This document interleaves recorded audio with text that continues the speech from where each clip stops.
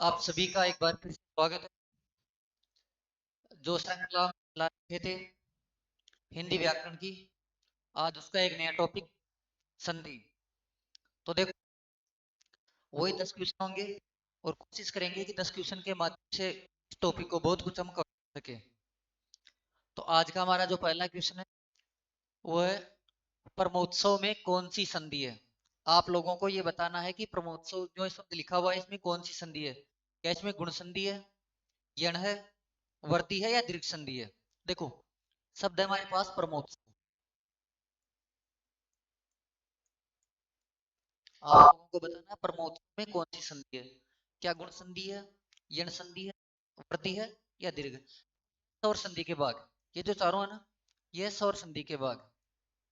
तो देखो, जो गुण संधि होती है इसमें आप लोग देख लिया करो ए की मात्रा और ओ की मात्रा। जो ये संधि है इसमें ये वैसे पहले आधा अक्षर। जो वर्ती संधि है इसमें ए की मात्रा और औ की मात्रा, ये देख लिया करो। और इसमें अर की मात्रा भी देख लिया करो गुण संधि में। और जो दीर्घ संधि है इसमें देखो आ की मात्रा, बड़ी मात्रा और बड़े की मात्रा। अब चलो, अब बता दो आप लोग कौन सी संधि है इसमें। जहां से हम शब्द के टुकड़े से संधि करते हैं वहां आप लोगों को एक की मात्रा, ओ की मात्रा, की मात्रा का उच्चारण दिखे, वहां तो होती है गुण संधि। जहां ये वैसे पहले आधा अक्षर आता है वहां यण संधि। और जहां ऐ की मात्रा और औ की मात्रा होगी वहां वर्ती संधि। जहां आ की मात्रा, बड़ी ई की मात्रा और बड़े ऊ की मात्रा होगी वहां दीर्घ संधि। तो देखो, परमोत्सव, परम प्लस उत्सव, यहां से हम टुकड़े कर रहे हैं। तो बताओ ओ की मात्रा है तो कौन सी संधि हो जाएगी, गुण संधि। तो परमोत्सव में कौन सी संधि है, गुण संधि। देखो, इसका संधि विच्छेद होगा, परम प्लस उत्सव, और यहाँ ओ, और ये दोनों मिलकर ओ बन जाएंगे। तो हमारा शब्द बन जाएगा वापस ब्रह्मोत्सव। उम्मीद करता हूँ आप लोगों के ये समझ में आई होगी।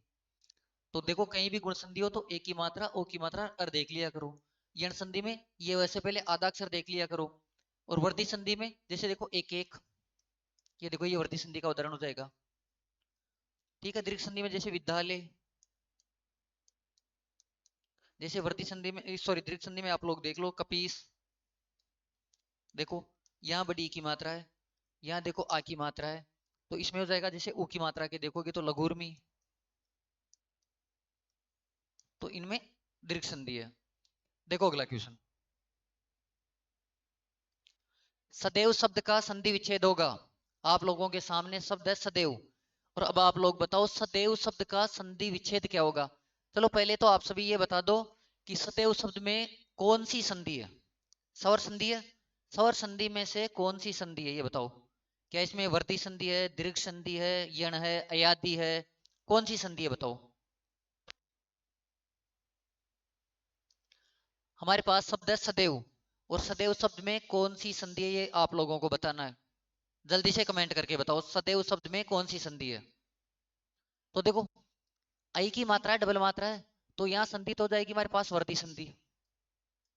कौन सी संधि है, वर्ती संधि। और देखो इसका जो संधि विच्छेद होगा सदैव का,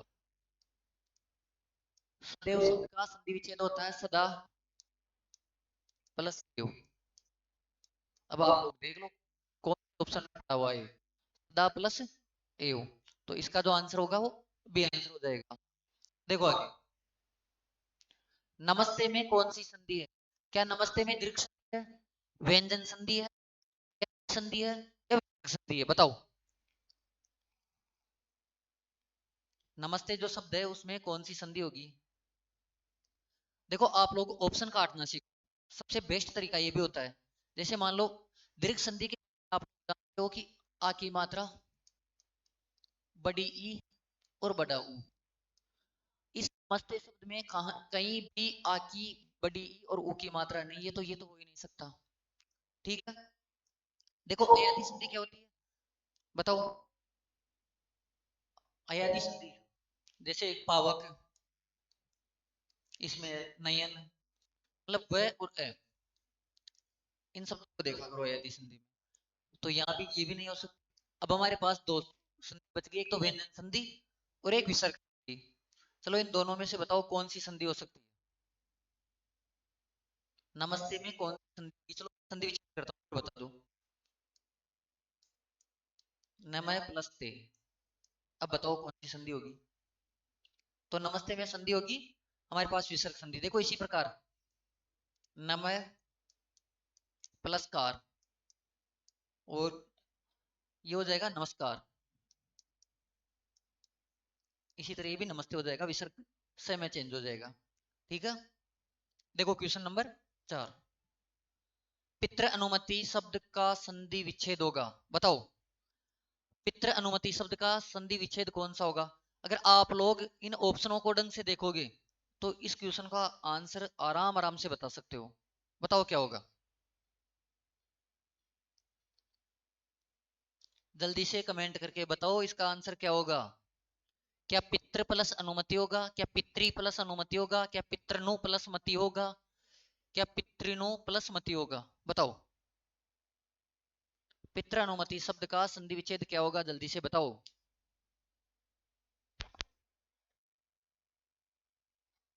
कमेंट करो जल्दी। देखो अगर हम ए ऑप्शन की बात करें तो पितृ यहां भी अ है और यहां भी अ है, तो आ की मात्रा होनी चाहिए, जो इसमें नहीं है, तो ये ऑप्शन नहीं हो सकता। ठीक है, अगर हम देखो बी सी ऑप्शन की बात करें पितृ नो प्लस मति, तो यहाँ तो कोई संधि नहीं होगी, फिर ये तो संयोग हो जाएगा, तो ये भी आंसर नहीं हो सकता। और यहाँ देखो ये त्रि है और यहाँ त्र है, तो ये भी आंसर नहीं होगा। तो आंसर सही क्या हो जाएगा, पितृ प्लस अनुमति। देखो इधर पितृ प्लस अनुमति। अगर अब आप लोग इसे वापस जोड़ोगे तो सब बनेगा पास पितृ अनुमति। देखो पी त री प्लस अनुमति। अब आप लोग इसे जोड़ लो, शब्द बन जाएगा हमारे पास वापस पितृनुमति। ठीक है, देखो अन्वेषण शब्द में कौन सी संधि होगी।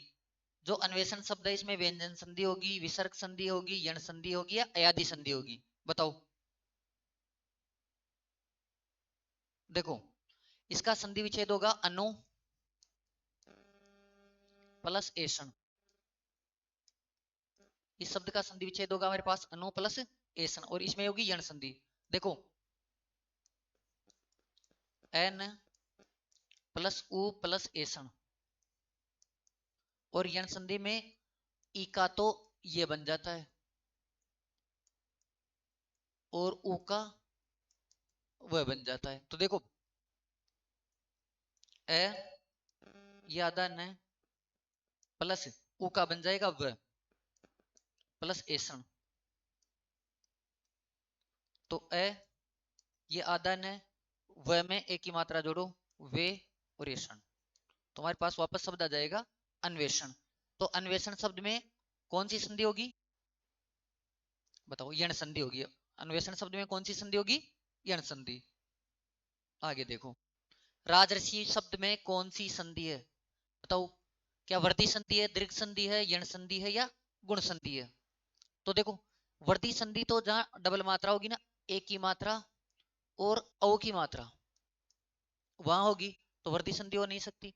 दीर्घ संधि में मैंने आप लोगों को बताया आ की मात्रा, बड़ी ई और बड़ा ऊ, तो दीर्घ संधि भी नहीं हो सकती। यण संधि अभी मैंने बात की थी आप लोगों के सामने कि ये और वैसे पहले अगर आधा अक्षर आता है तो वहां यण संधि होगी, क्योंकि ई का तो यहाँ ये बनता है और ऊ का वह बनता है। तो अब बची कौन सी, गुण संधि। और देखो गुण संधि में मैंने आप लोगों को क्या क्या बताया था, एक तो छोटा ए की मात्रा, एक ओ की मात्रा और एक अर। तो देखो राजसी में अगर आप लोग देखोगे तो ए और ये देखो ये आधार है, इसका तरण हो रहा है, तो देखो संधि विच्छेद होगा राजा प्लस ऋषि।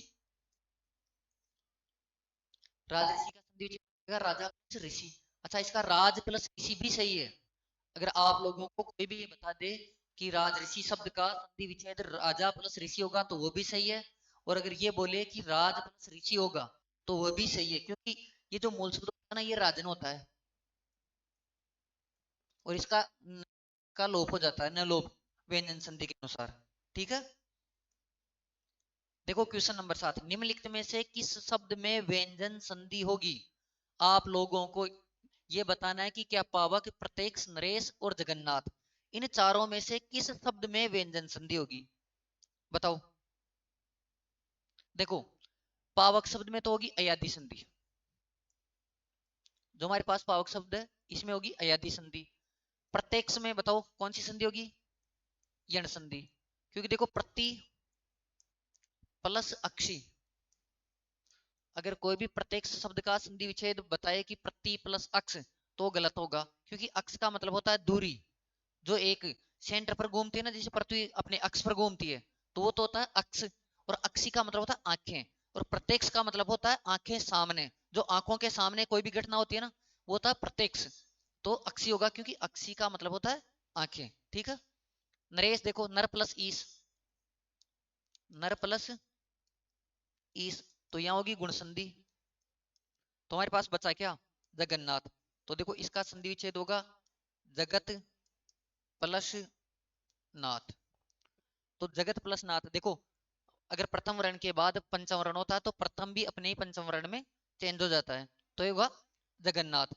अच्छा देखो एक जगत तो ये होता है, इसका मतलब तो होता है संसार, और एक जगत ये होता है, इसका मतलब होता है चबूतरा, जो कुएं का चबूतरा होता है ना, वो। अगर जगत के हलंत लगा हुआ है तो उसका मतलब तो होगा संसार, और अगर हलंत नहीं लगा हुआ है तो उसका मतलब होगा कुएं का चबूतरा। ठीक है। देखो आगे, पुनर्जन्म में कौन सी संधि है? क्या विसर्ग संधि है, स्वर संधि है, व्यंजन संधि है, या अयादी संधि है? तो देखो जो पुनर्जन्म शब्द होता है इसका शुद्ध संधि विच्छेद होता है पुनर् प्लस जन्म, और ये संयोग है, संधि नहीं है इसमें। रियल तो ये है कि पुनर्जन्म में कोई संधि नहीं होती, फिर भी बहुत सी जैसे गाइडों में इसमें विसर्ग संधि आती है, तो वो देखो किस तरह से इसका संधि विच्छेद करते हैं, पुनः प्लस जन्म। तो बाहरी मन से आप लोगों को ये मान लेना है, वैसे पुनर्जन्म में कोई संधि नहीं होती है, पुनर् एक अलग शब्द है और जन्म अलग शब्द है, ये संयोग है, यहाँ कोई संधि नहीं है। पर फिर भी अगर आप लोगों से कभी पुनर्जन्म में संधि पूछ ले तो आप लोग बताओगे पुनः प्लस जन्म, विसर्ग का र बन जाता है यहाँ। देखो अभिध्यो शब्द में कौन सी संधि होगी? गुण संधि होगी, यदि होगी, यण होगी, या दीर्घ होगी? वापिस एक बार और देखो आप, अब गुण संधि में क्या क्या था? मात्रा ओ की, देखो तीनों में से एक भी नहीं है यहाँ, तो गुण संधि नहीं हो सकती। अच्छा देखो अयादी संधि, यण संधि और दीर्घ संधि। अयादी संधि में मैंने बताया था कि ज्यादातर शब्द तो एक तो तीन तीन शब्दों तीन तीन अक्षरों के आएंगे, जैसे पावक, धावक, नयन, जैसे पावक, धावक, नयन, ये सब शब्द होंगे अयादी संधि के। देखो आ, बड़ी ई की मात्रा और बड़ा ऊ, यहाँ देखो कुछ भी नहीं, छोटा ऊ है अभी, ये भी नहीं होगी, तो संधि कौन सी होगी? यण। यण संधि में मैंने आप लोगों को बताया था कि आप लोगों को ज्यादा कुछ नहीं देखना, ये और वैसे पहले आधा अक्षर देख लो। देखो ये है और ये से पहले ब, तो अभ्युदय शब्द ऐसे लिखा हुआ है, और देखो इसका जो संधि विच्छेद होगा वो होगा अभी प्लस उदय। देखो ए, अच्छा इस ब में से ई की मात्रा बाहर निकाल लो तो ब हो जाएगा आधा, ई का हो जाएगा ये में ऊ की मात्रा जोड़ो और द और ये, वापिस शब्द बन जाएगा अबुद्धे। तो आज का हमारा ये जो अंतिम क्वेश्चन है 10वां, ये देखो किस शब्द में संधि, किस शब्द में की संधि सही नहीं है? आप लोगों को ये बताना है कि क्या तत् प्लस उपरांत बराबर तदुपरांत होता है, सट प्लस आनन बराबर षडानन होता है, वाक प्लस ईस बराबर वागीस होता है, और सत प्लस चरित्र बराबर सत चरित्र होता है। तो देखो पहले तो ये जो चारों ऑप्शन है ना व्यंजन संधि के हैं, अगर आप लोगों से पूछ ले कि किस संधि के हैं तो व्यंजन संधि के हैं। अब इसमें से एक का संधि विच्छेद या जो संधि शब्द है वो गलत है, वो बताओ आप लोग। देखो ये संरचना गुण संधि की है, तो एक बार देखो आप, शब्द है हमारे पास तत् प्लस उपरांत, और ये अपने ही तीसरी वर्ण में चेंज हो जाएगा, तो देखो द आधा था, इसमें उ की मात्रा और प प्रांत, तो जो शुद्ध शब्द बनेगा वो बनेगा तदुपरांत, ना कि तदोपरांत। तो यही गलत है। देखो सट प्लस आनन, प्रथम वर्ण तीसरे वर्ण में चेंज हो जाएगा, तो सड़ आनन आ की मात्रा की वजह से। देखो वाक प्लस ईस, वाक प्लस ईस, प्रथम वर्ण के बाद देखो वाह क का तीसरा वर्ण हो जाएगा ग, ई की मात्रा जोड़ो और ये से, तो ये वागीश भी सही है। इसी प्रकार सच्चरित्र भी सही है। ऐसे देखो एक शब्द आता है जगत प्लस ईस, जगत प्लस ईस, तो देखो जग, अच्छा तय चेंज हो जाएगा द में और बड़ी की मात्रा और से, तो शब्द बन जाएगा मेरे पास जगदीश। तो आज की ये क्लास थी संधि की, उम्मीद करता हूँ आप लोगों की सही से समझ में आई होगी। चलो धन्यवाद।